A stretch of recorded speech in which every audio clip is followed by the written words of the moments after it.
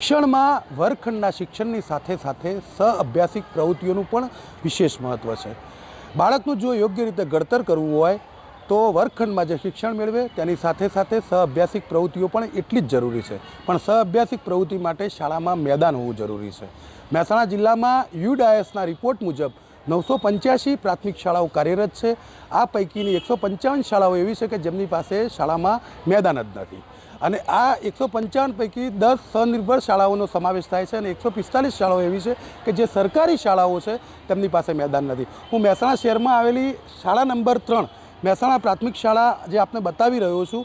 આ શાળા પાસે જે મહેસાણા શહેરમાં શાળા આવેલી છે આમ છતાં આ શાળા પાસે મેદાન નથી।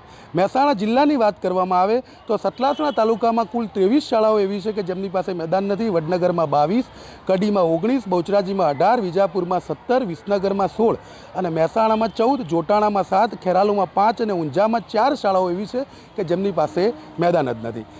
એકલા મહેસાણા શહેર અને આસપાસમાં વિસ્તાર ઉપર જો નજર કરવામાં આવે તો 10થી વધુ સ્વનિર્ભર પ્રાથમિક શાળાઓ એવી છે કે જે મેદાન વિહોણી છે।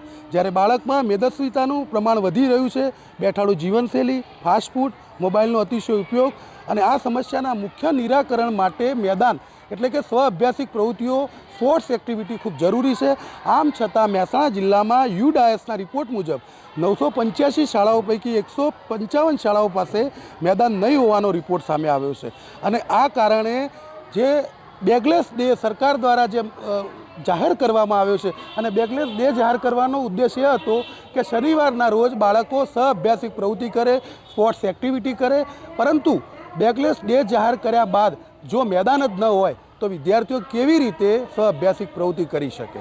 મહેસાણામાં જ્યારે 155 શાળાઓ મેદાન વિહોણી છે અને ત્યારે વિદ્યાર્થીઓ પાસે હવે સ્પોર્ટ્સ એક્ટિવિટી કરાવી તો કેવી રીતે કરાવી। Kamlesh Rawal, News Capital, Mehsana.